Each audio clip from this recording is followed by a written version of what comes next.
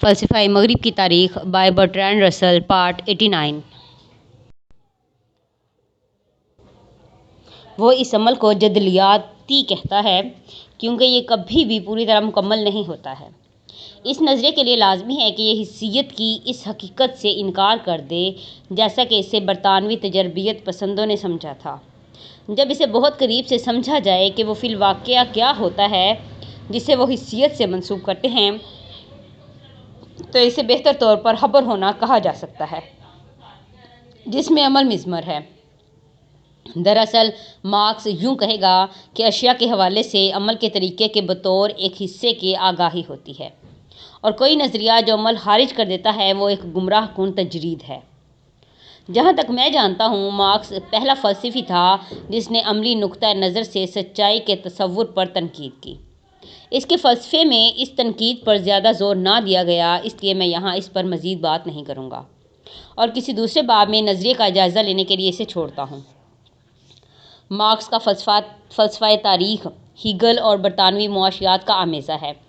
Hegel کی طرح اس کا خیال ہے کہ دنیا جدلیاتی کلیے کے مطابق ارتقا پاتی ہے،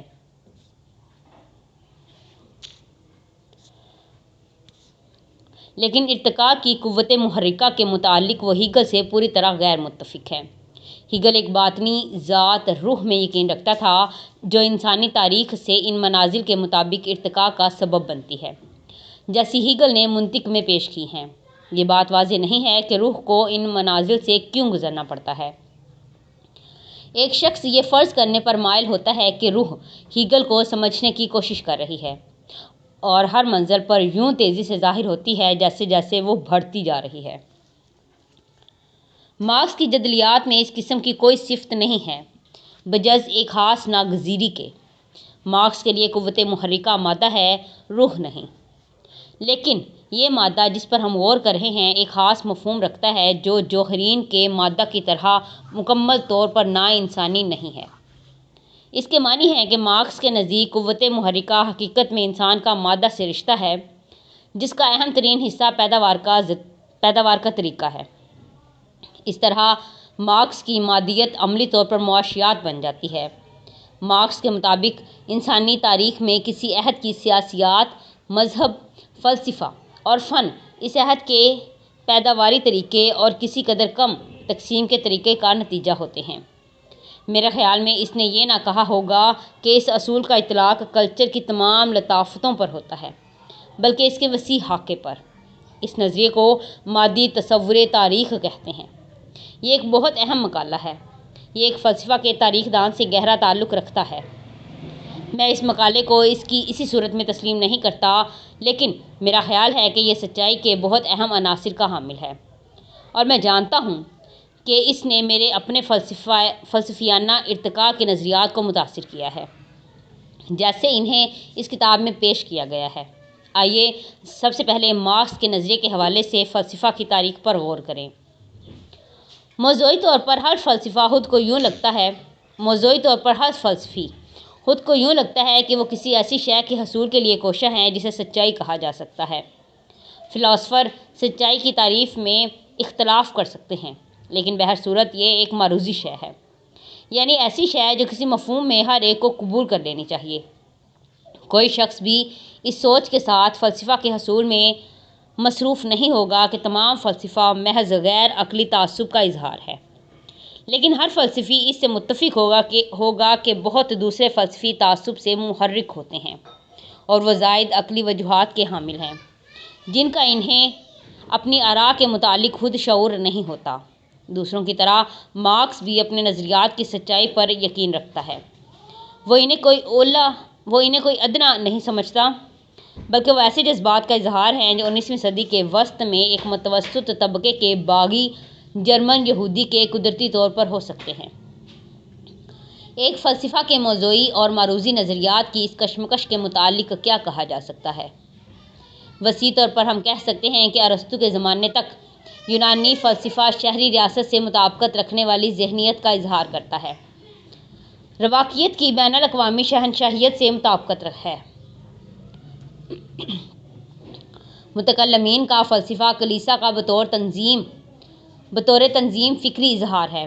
ڈیکارٹ یا بہر صورت لاک کے زمانے سے فلسفہ متوسط طبقہ کے تاجروں کے میلانات کی نمائندگی کی طرف مائل کر رہا ہے، اور مارکسزم اور فاشزم وہ فلسفے ہیں جو جدید صنعتی ریاست سے مطابقت رکھتے ہیں۔ میرے خیال میں یہ امر صحیح بھی ہے اور اہم بھی۔ تاہم میں سمجھتا ہوں کہ مارکس دو لحاظ سے غلط ہے۔ اول، معاشرتی حالات جن کو مد نظر رکھنا لازمی ہے، ایسے ہی زیادہ سیاسی ہوتے ہیں جیسے معاشی۔ ان کا تعلق قوت سے ہوتا ہے جن کی ایک صورت دولت ہوتی ہے۔ دوم، جو ہی ایک مسئلہ تفصیلی اور تکنیکی ہو جاتا ہے، اس وقت معاشرتی علت کا اطلاق وسیع طور پر ختم ہو جاتا ہے۔ ان اعتراضات میں پہلا میں نے اپنی کتاب طاقت میں پیش کیا ہے، اور اس لیے میں اس بارے میں مزید کچھ نہیں کہوں گا۔ دوسرے اعتراض کا گہرا تعلق فلسفہ کی تاریخ سے ہے، اور اس کی وسعت کی میں چند مثالیں پیش کروں گا۔ پہلے کلیات کا مسئلہ لیجیے۔ اس مسئلہ کو پہلے افلاطون زیر بحث لایا، پھر ارسطو، پھر متکلمین، پھر برطانوی تجربیت پسند، اور پھر جدید منطقیوں نے اس پر طبع آزمائی کی۔ اس سے انکار بعید القیاس ہوگا کہ اس سوال پر فلسفیوں کی آراء کو تعصب نے متاثر کیا ہے۔ افلاطون پارمنڈائز اور عارفی مسلک سے متاثر تھا۔ وہ ایک ابدی دنیا کی تلاش میں تھا اور عارضی سیال دنیا کی قطعی حقیقت پر یقین نہیں کر سکتا تھا۔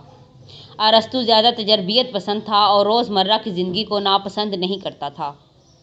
موجودہ زمانے میں پکے تجربیت پسند ایسے تعصب کے حامل ہیں جو افلاطون کے تعصب سے متضاد ہے۔ انہیں ماوراء حسی دنیا کا خیال ناگوار گزرتا ہے، اور اس میں یقین سے بچنے کے لیے بہت دور تک جانے کے لیے تیار ہوتے ہیں۔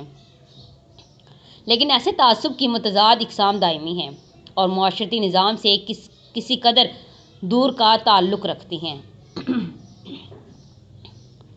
یہ کہا جاتا ہے کہ ابدیت سے محبت فارغ طبقے کی حیثیت ہے جو دوسروں کی محنت پر زندہ رہتا ہے۔ مجھے اس کی سچائی پر شک ہے۔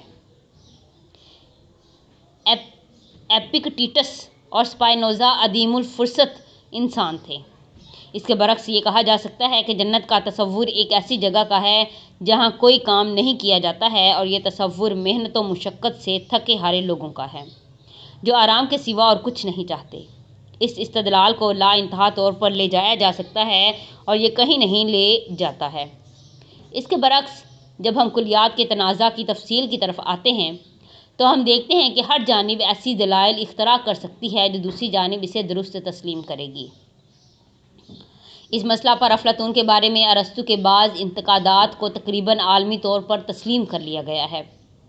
زمانہ حال ہی میں اگر کسی نتیجہ پر نہیں پہنچا جا سکا، مگر ایک تکنیک وجود میں آئی اور بہت اتفاقی مسائل حل ہو گئے ہیں، یہ امید کرنا غیر عقلی نہیں ہے کہ جلد ہی اس مسئلہ پر ماہرین منطق کا کسی اتفاق پر پہنچ جانے کا امکان ہے۔ بطور دوسری مثال وجودیاتی دلیل لیجیے۔ جیسا ہم نے دیکھا، اسے انسلم نے ایجاد کیا، تھامس ایکویناس نے اسے رد کر دیا، ڈیکارٹ نے قبول کر لیا، کانٹ نے تردید کر دی، اور ہیگل نے اسے دوبارہ بیان کیا۔ میرے خیال میں یہ فیصلہ کن طور پر کہا جا سکتا ہے کہ وجود کے تصور کے تجزیے کے نتیجے میں جدید منطق نے اس دلیل کو نادرست ثابت کر دیا ہے۔ یہ مزاج یا معاشرتی نظام کا معاملہ نہیں ہے، یہ خالص تکنیکی معاملہ ہے۔ بلا شبہ دلیل کی تردید خدا کے وجود کے متعلق نتیجے کو نادرست فرض کرنے کے لیے کوئی بنیاد فراہم نہیں کرتی۔ اگر ایسا ہوتا تو ہم فرض نہیں کر سکتے تھے کہ تھامس ایکویناس نے دلیل رد کر دی ہوتی۔ یا مادیت کا سوال لیجیے۔ یہ سوال بہت سے معنی کا حامل ہو سکتا ہے۔ ہم نے دیکھا ہے کہ مارکس نے اس کی اہمیت کو بنیادی طور پر بدل دیا ہے۔ اس کے غلط یا صحیح ہونے کے متعلق پرجوش تنازعوں کا اپنی مسلسل تقویت کے لیے وسیع طور پر انحصار تعریف کے اجتناب پر ہے۔ جب اصطلاح کی تعریف ہو جائے گی تو معلوم ہوگا کہ بعض ممکنہ تعریفوں کے مطابق مادیت استخراجی طور پر غلط ہے، بعض دوسری تعریفوں کے مطابق اس کے صحیح ہونے کا امکان ہوگا، مگر ایسا سوچنے کی کوئی مثبت دلیل نہیں ہے۔ جب بعض دوسری تعریفوں کے مطابق اس کی حمایت میں دلائل ہو سکتی ہے، لیکن یہ دلائل نتیجہ خیز نہیں ہوں گے۔ اس سب بات کا انحصار تکنیکی غور و فکر پر ہے اور اس کا معاشرتی نظام سے کوئی تعلق نہیں ہے۔ اس معاملہ کی سچائی حقیقی طور پر بہت سادہ ہے۔ روایتی طور پر جسے فلسفہ کہا جاتا ہے، دو مختلف عناصر پر مشتمل ہے۔ ایک طرف ایسے سوالات ہیں جو سائنسی یا منطقی ہیں، یہ ان طریقوں کے تابع ہیں جن کے متعلق عمومی اتفاق ہے۔ دوسری جانب ایسے سوالات ہیں جو لوگوں کی وسیع تعداد کی جذباتی دلچسپی سے متعلق ہوتے ہیں، جن کے متعلق ہر صورت میں کوئی ٹھوس ثبوت نہیں ہے۔ ثانی الذکر میں عملی سوالات آتے ہیں جن سے الگ رہنا بھی ناممکن ہے۔ جنگ کی صورت میں میرے لیے لازم ہو جاتا ہے کہ میں اپنے ملک کی حمایت کروں یا اپنے دوستوں اور مقتدرین کے ساتھ تکلیف دہ مخالفت موڑ لوں۔ بہت سے مواقع پر سرکاری مذاہب کی حمایت یا مخالفت کے مابین کوئی درمیانی راستہ نہیں ہوتا ہے۔ کسی ایک یا دوسری وجہ کی بنا پر ہم سب خود کو ایسی صورتحال میں پاتے ہیں جب ایسے بہت امور پر تشکیکی علیحدگی کا رویہ قائم رکھنا ناممکن ہو جاتا ہے جن کے متعلق خالص عقل خاموش رہتی ہے۔ ایک فلسفہ دنیا کے معمول کے مفہوم میں ایسے زائد عقلی فیصلوں کا عضویاتی کل ہوتا ہے۔ فلسفہ کے اس مفہوم میں مارکس کا قضیہ وسیع طور پر صحیح ہے، لیکن اس مفہوم میں بھی فلسفہ دیگر معاشرتی اسباب اور ساتھ ہی معاشی اسباب کے باعث متعین ہوتا ہے۔ تاریخی علیت میں جنگ اپنا خصوصی کردار ادا کرتی ہے۔ یہ ضروری نہیں کہ جنگ میں ہمیشہ فتح اس جانب کو نصیب ہو جس کے پاس انتہائی زیادہ معاشی وسائل ہیں۔ مارکس نے اپنا فلسفہ تاریخ اس سانچے میں ڈھالا جو ہیگل کی جدلیات نے دی، لیکن حقیقت میں اسے صرف تسلیت سے سروکار تھا۔ جاگیرداری جس کی نمائندگی زمیندار، سرمایہ داری جس کی نمائندگی صنعتی، آجر اور اشتراکیت جس کی نمائندگی مزدور کرتا تھا۔ ہیگل نے قوموں کو جدلیاتی حرکت کی سواری سمجھا، مارکس نے قوموں کی جگہ طبقات رکھ دیے۔ اشتراکیت کو ترجیح دینے یا مزدوروں کی حمایت کرنے کے لیے اس نے ہمیشہ اخلاقیاتی یا انسانی وجوہات پیش کرنے سے انکار کیا۔ اس نے جو کچھ کیا اس لیے نہیں تھا کہ یہ جانب اخلاقی طور پر بہتر تھی، بلکہ اس لیے کہ جدلیات اپنے جبری سفر میں اس جانب کی حامی تھی۔ شاید وہ یہ کہتا کہ وہ اشتراکیت کا حامی نہیں ہے، بلکہ اس کی صرف پیش گوئی کی ہے، تاہم یہ کلی طور پر صحیح نہ ہوتا۔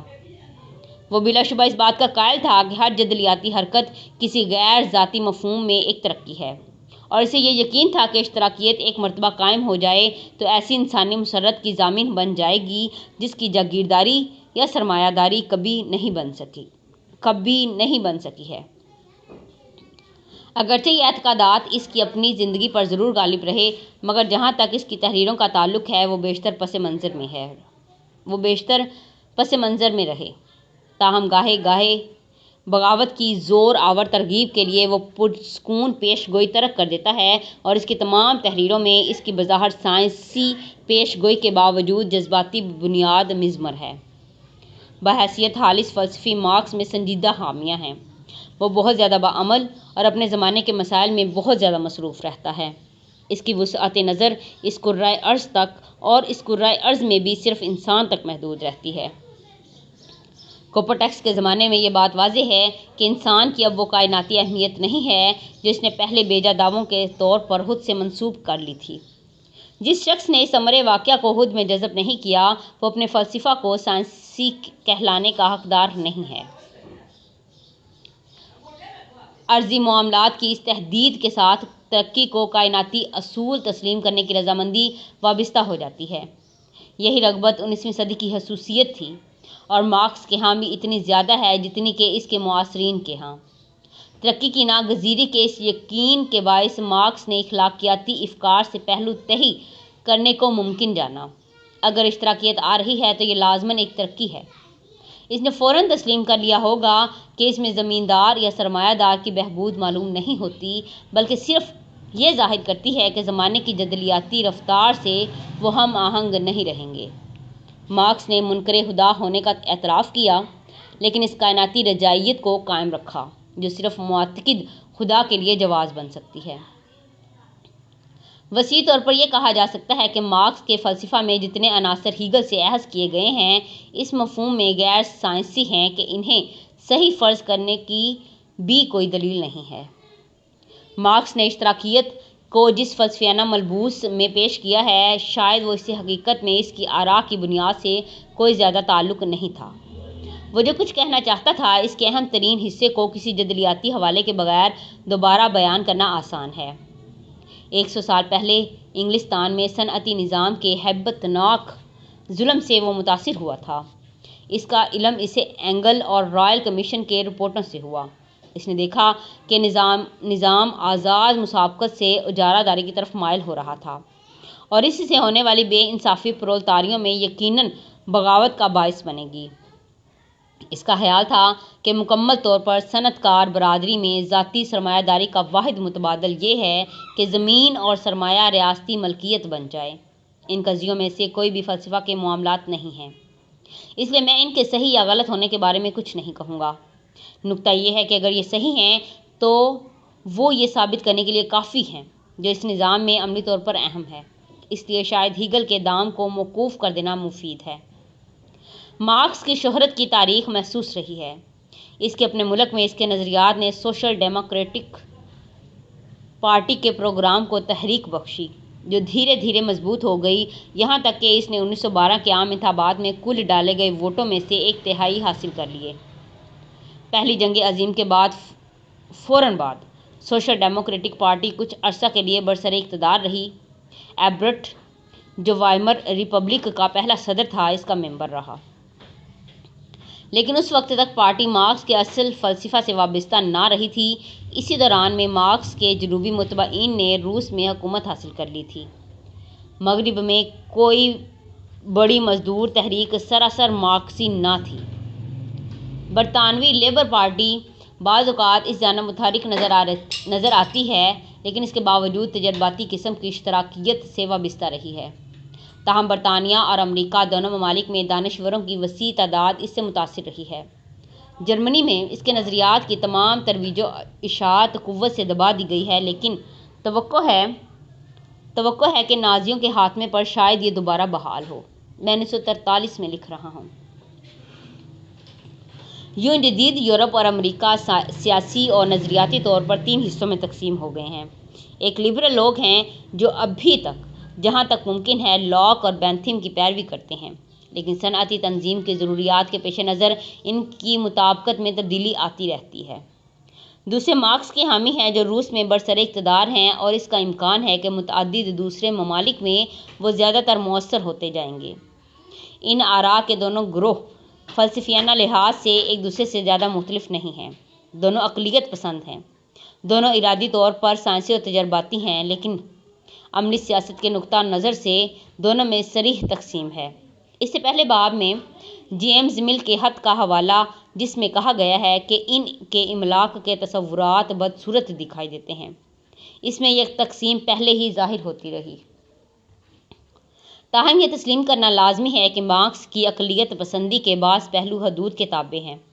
اگرچہ وہ یہ کہتا ہے کہ ارتقاء کے رجحان کی تشریح جو اس نے کی ہے صحیح ہے اور اس کی تصدیق واقعات سے ہوگی، مگر اس کا خیال ہے کہ یہ دلیل چند ایک استثناء کے سوا صرف ان لوگوں کو اپیل کرے گی جن کی طبقاتی دلچسپی اس سے مطابقت رکھتی ہے۔ اسے ترغیب سے کوئی امید نہیں ہے، ہر شے کے لیے اس کی امید طبقاتی جنگ سے وابستہ ہے۔ یوں وہ عمل میں قوت کی سیاست میں یقین رکھتا ہے اور وہ مختار طبقے کا قائل ہے، اگرچہ مختار نسل کا نہیں۔ یہ صحیح ہے کہ معاشرتی انقلاب کے نتیجے میں یہ توقع ہے کہ طبقاتی تقسیم بالآخر ختم ہو جائے گی اور اس کی جگہ سیاسی اور معاشی ہم آہنگی لے گی، لیکن یہ یسوع مسیح کی دوبارہ آمد کی طرح بعید تصور ہے۔ اس کے دوران میں جنگ، آمریت اور نظریاتی تقلید پسندی پر زور رہے گا۔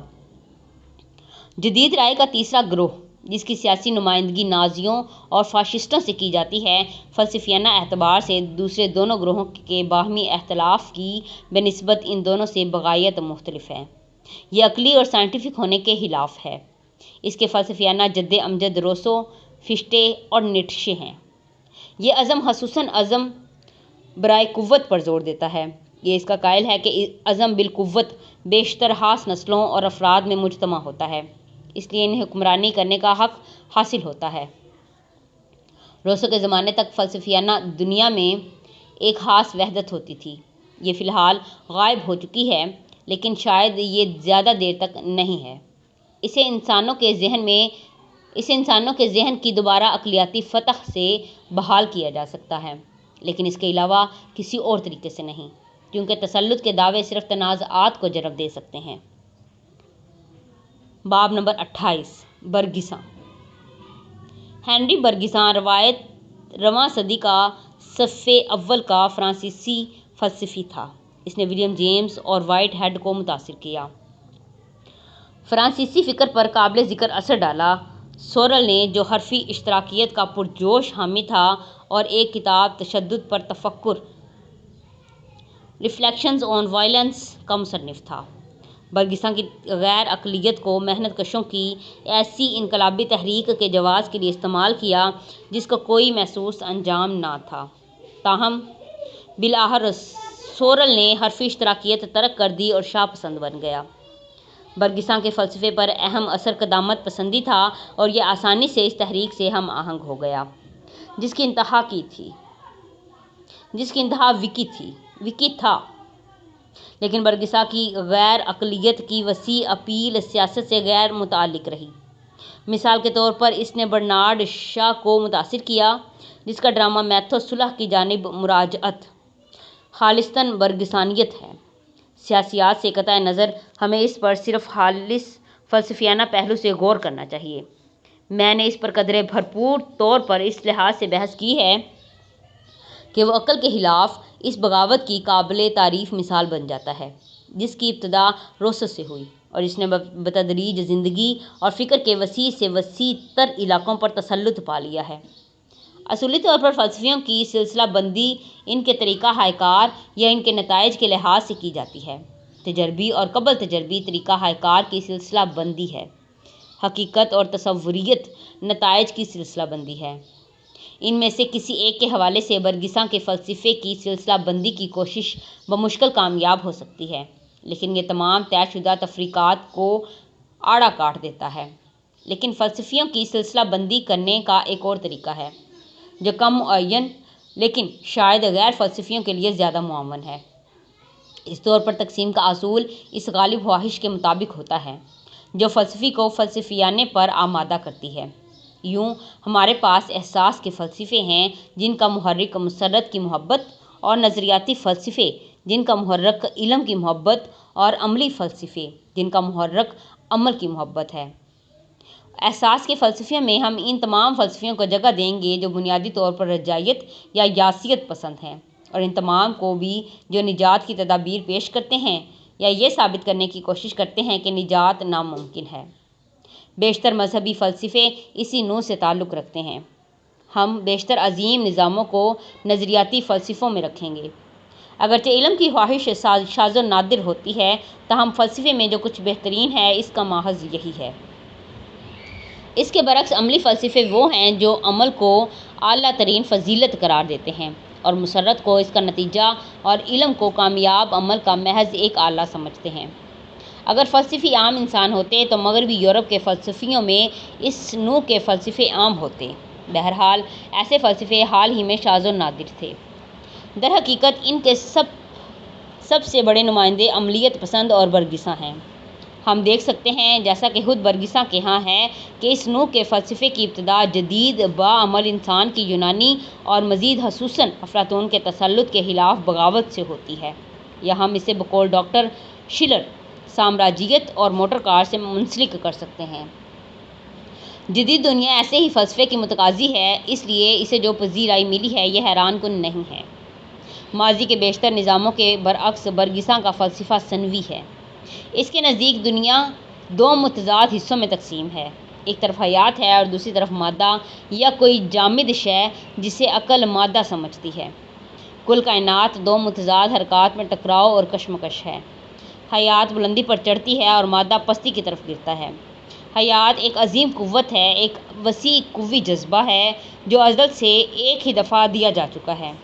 اسے مادے کی مزاحمت کا سامنا کرنا پڑتا ہے اور وہ مادہ کو توڑ کر اس میں راہ بنانے کی جدوجہد کرتے ہوئے بتدریج نظم کے ذریعے مادہ کو استعمال کرنے کا شعور حاصل کرتا ہے۔ جب اسے دشواریوں کا سامنا کرنا پڑتا ہے تو چلنے والی ہوا کی طرح مختلف دھاروں میں تقسیم ہو جاتی ہے۔ جزوی طور پر یہ 2 صورتیں اختیار کر لیتی ہے جو مادہ کی قوت اس پر مسلط کرتی ہے، لیکن پھر بھی وہ اپنی آزاد عمل کی حیثیت ہمیشہ برقرار رکھتے ہوئے نئی راہیں تلاش کرنے کی جدوجہد ہمیشہ جاری رکھتی ہے، اور مادہ کی مخالف دیواروں میں عمل کی زیادہ آزادی کی ہمیشہ متلاشی رہتی ہے۔ ارتقاء کی تشریح بنیادی طور پر ماحول کے ساتھ توافق سے نہیں ہوتی۔ توافق تو ارتقاء کی صرف پیچ و ختم کی وضاحت کرتا ہے۔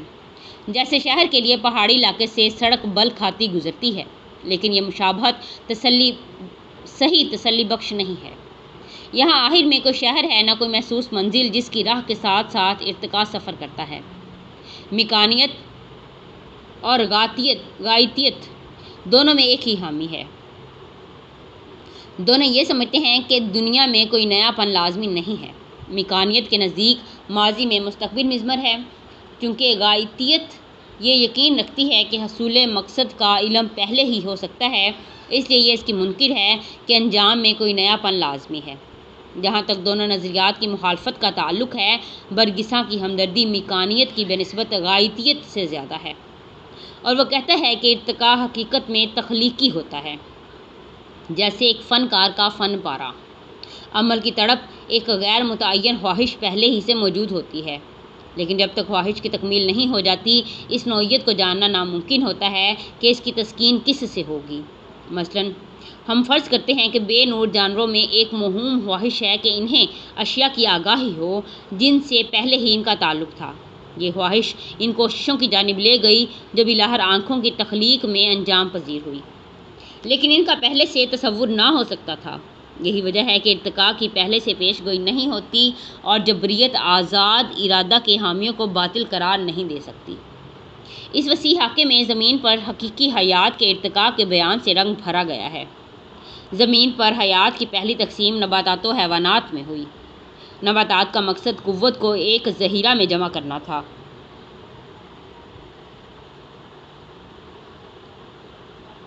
حیوانات کا مقصد قوت کو اچانک اور فوری حرکات کے لیے استعمال کرنا تھا، لیکن بعد ازاں ایک منزل پر حیوانات میں ایک نئی قسم ظاہر ہوئی، یعنی جبلیت اور عقل کم و بیش الگ الگ ہو گئے۔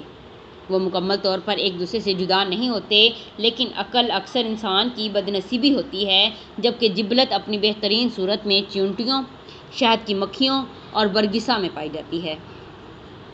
عقل اور جبلیت کی یہ تقسیم برگساں کے فلسفے کی بنیادی بات ہے، جیسے سینڈ فورڈ اور میلٹن میں ہے۔ جبلت والا اچھا لڑکا ہے اور عقل والا برا۔ جبلت اپنی بہترین صورت میں وجدان کہلاتی ہے۔